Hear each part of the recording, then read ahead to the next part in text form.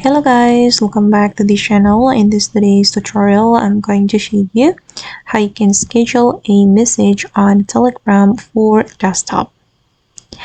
Okay, let's get into it guys. First of all, I'm going to open up my Telegram application on my computer, and then for instance, I'm going to schedule a message in the group chat.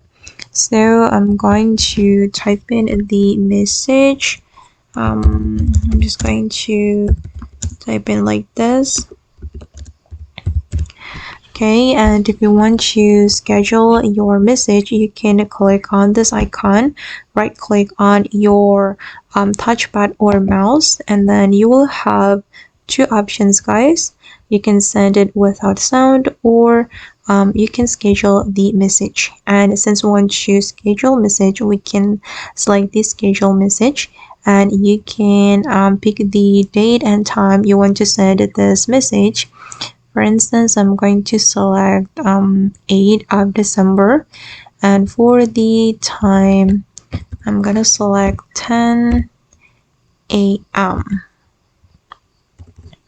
Okay, once you're done choosing the date and time, you can click on schedule, and this message will be scheduled.